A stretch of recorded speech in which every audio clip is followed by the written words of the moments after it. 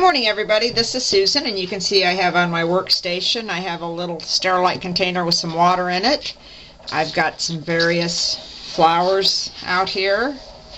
Got my floral foam. Make sure you can see everything. Here is a rinse tub for my paint brushes. I've got various paint brushes out laying around here. You can see that my brushes are well loved and well used. Got my craft mat here with a piece of scrap cardstock on top. And what I'm going to work on today, this is day 3 of Marion's 31-day challenge. And for day 3, I'm going to be working on making some flowers to match this paper that I just picked up last week. You guys saw this on my haul. It's the Making Memories new Valentine's Day line, and we have a crop coming up at Your Paper Pantry. We're going to do another virtual crop, and I'm going to be doing a class with this paper, and I need some flowers to go with it. So the color I'm going to try to match this morning is going to be this pink here. That's going to be one of our colors. So like I said, I've got some water here, and for paints I have a basic red,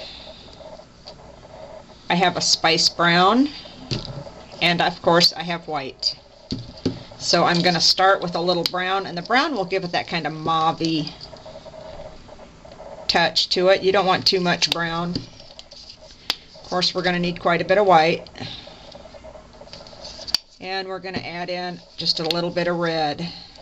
My paints really are in... You can tell I use my paints a lot, let's just say that. So we're going to add in some red.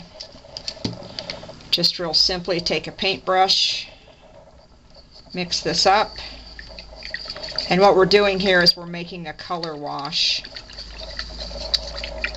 so that we can color our paper flowers. And these are the mulberry paper flowers from I Am Roses.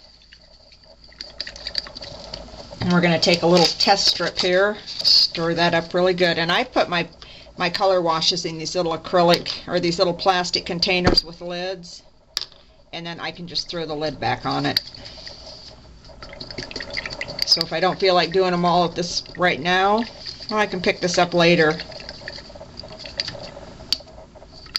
and work on some more. Okay, I'm going to flip this over.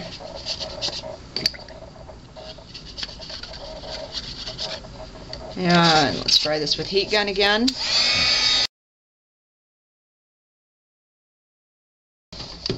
Okay, now let's compare this with my paper and see if I'm not a little better here.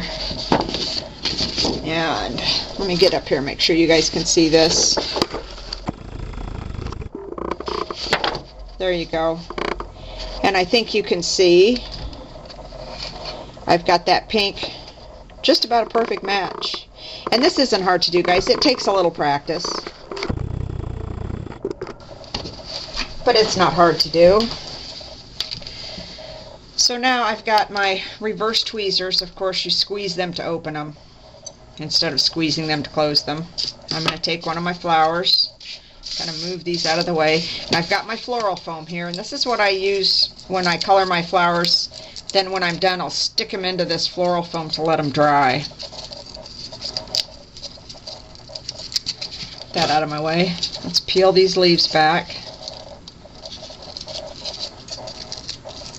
because we don't want pink leaves on our flowers. I don't want to take them off yet because I'm not sure yet whether I'm going to leave those on or use different leaves or no leaves, so I'm just going to peel them back. I'm going to hold them back with my tweezers. That'll hold it all nice and firm for me. And then I'm just going to take the paint, and I'm really not going to be careful here, guys. I'm just going to put paint on the petals.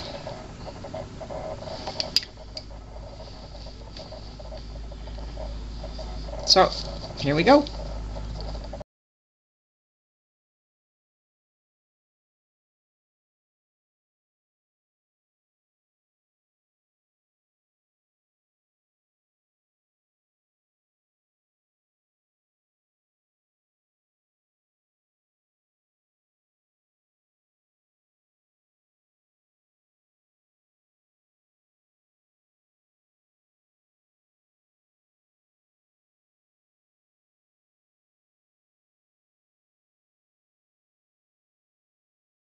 Okay, there you go. That's step one. You can see that didn't take long. Even in real time without the fast forward, that took me, under 2 minutes. So I'm going to set this down. I'm going to put a lid on this one because I know me, I spill. I'm going to take a second container, and this one's got some red in it, guys. That's some alcohol ink residue from another project I was working on. I don't have to worry about the alcohol ink mixing with my paint because, of course, alcohol ink is not water soluble. So the next color I'm going to work on is I would like to get a color close to this. So we're going to start again. We're going to do exactly like we did the first time. We're going to start with some red. We're going to add less white this time because we want it darker, obviously. Okay. And we're going to throw in some of the spice brown again.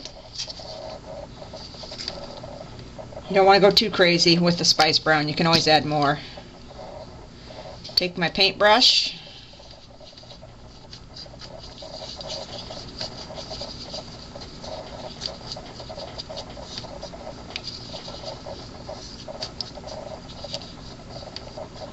And there you can see we already have a much darker pink. I do want to put a little more brown in there, I think.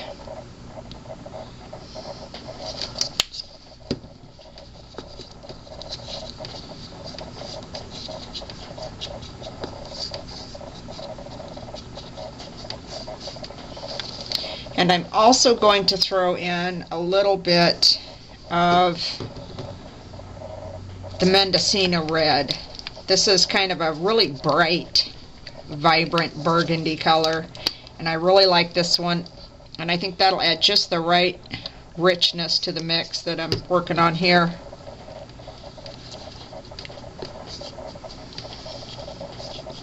And that, I think, looks pretty good there. I'm liking that. And I am going to add a touch more of the brown.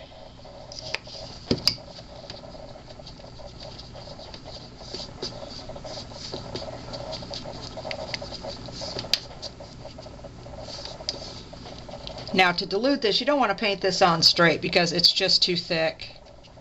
And it won't give you, you won't get that sheerness of color. It won't look natural. It'll look nasty. That's just the only word. So I'm going to add some water.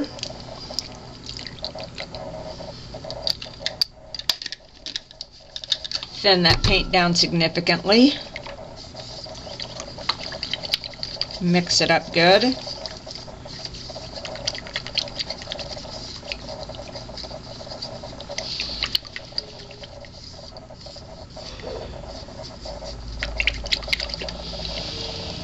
Then I've got my cardstock that I've got my original color on, and I'm going to paint that with it.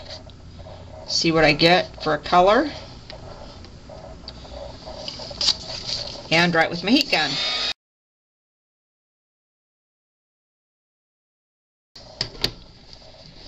Okay, now let's get our designer paper back here. And I'm going to zoom in for you again. And you can see I've got a pretty good match between here and here. Okay? And that's the color that I was after for this. Now guys, if you have trouble when you first start mixing your paints, don't get discouraged. You guys have to remember that long before I started scrapbooking, I painted. I painted for many years in both oils and acrylics. So I've got a lot of experience with mixing this paint. Just take your time. This paint is cheap. You know, we're talking about 99 cents, you know, $1.29. This is cheap to play with, and it's something good for you to learn to do. Because once you get the hang of it and you can mix your own colors, you can match your embellishments to any paper you pick up. And that will save you a ton of money over the years if you can customize your own embellishments. And besides that, once you start doing it, it's really fun. Even if you end up with a really weird color, it's still fun. Okay, I've got that mixed up. Now I'm going to go to a smaller brush. I'm going to go to a brush this size. And there again, you can see my brushes are well loved. They get a lot of use. And I don't want that brush. Hang on here. Sorry about that.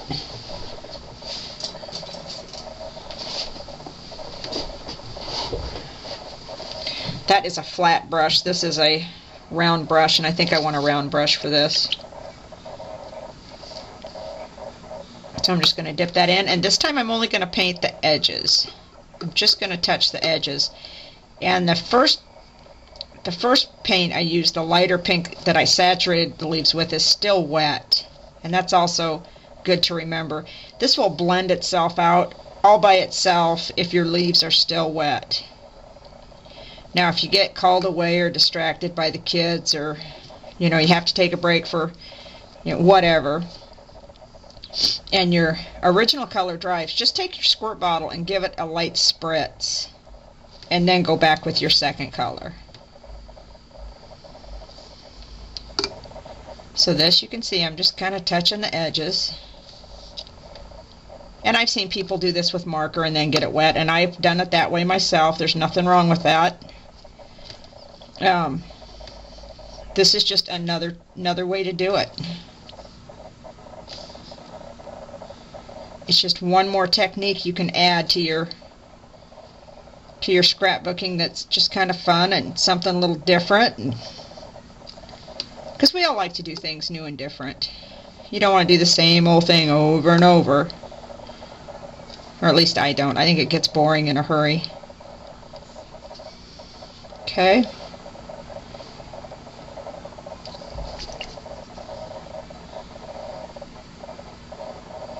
And that's all there is to that. I'm going to take my heat gun, I'm going to dry this, and I'll be right back.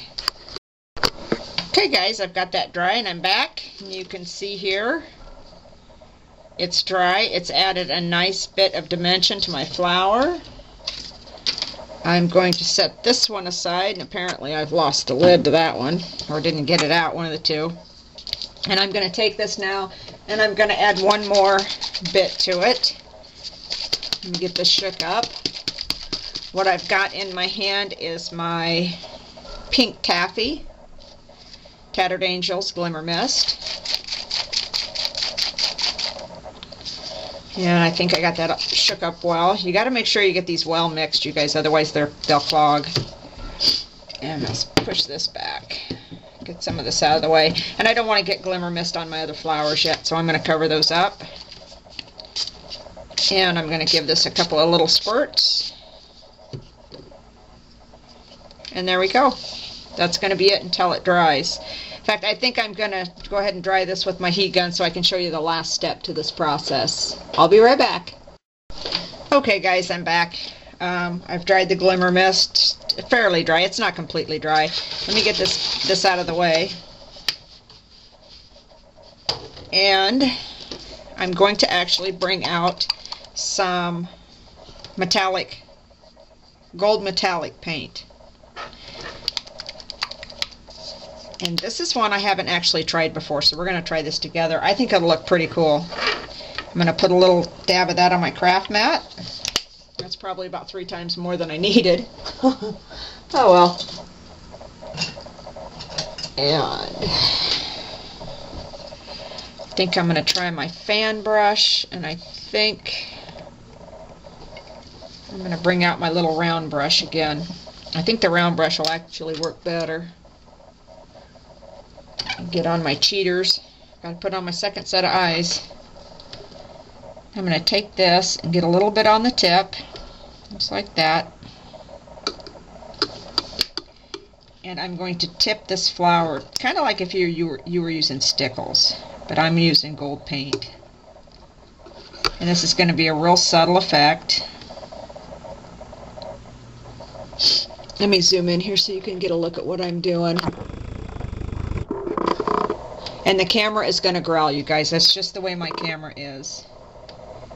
The autofocus growls. So there's just not a lot I can do about it.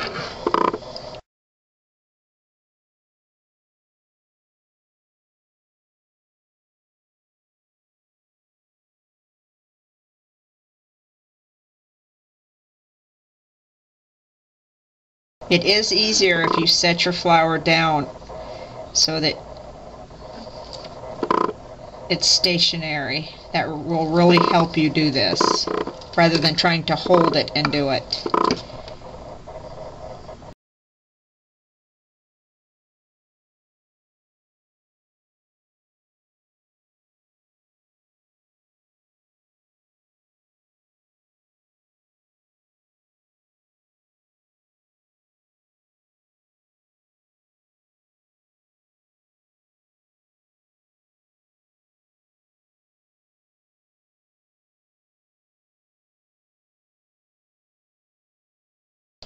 Okay guys, there we go. I'm going to hold this, and I'm going to zoom clear in on that so you can get a good look. There we go. I think you can get a pretty good look at that there. You can see the little gold tips, and the pinks have blended together very nicely so that you don't have a solid line where the lighter pink meets the darker pink. That's the goal. You want these to look natural. So that's one of them, you guys. I'm going to be working on a whole bunch more for the upcoming YPP crop. So stay tuned, and I will show you a bunch more as I get them done. Hi guys, I'm back, and you can see here that I have completed a variety of flowers in different shades of pink. Did them all basically the same, just like the technique I showed in my video. And after I got them done, I spritzed them with some gold perfect pearls mixed with water. Sprayed that on, gives them a really pretty gold touch along with the gold tips that I put on them. And I really like how they turned out. Here is the paper that I intend to use those with. So I think I've got a really nice set of flowers here to go with my next project. And I want to show you these down here, because I also made some gold flowers, and for those I simply suspended some gold mica powder in water, and then I added in just a touch of interior matte finish sealer. And the reason that I add the sealer is to stiffen up the flowers, because you can see these are stiff. Some of the smaller flowers have a tendency not to be as durable or as firm as the larger ones. That's a quick, easy way to make sure that your flowers don't crush.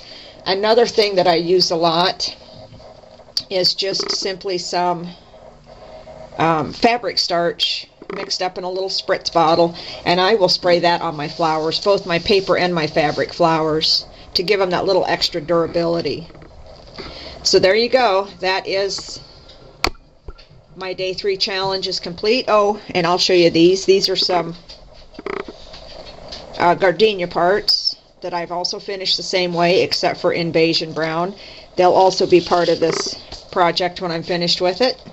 So that's my day 3. I need to get this video edited and loaded. As always, you guys, thanks for stopping and seeing me.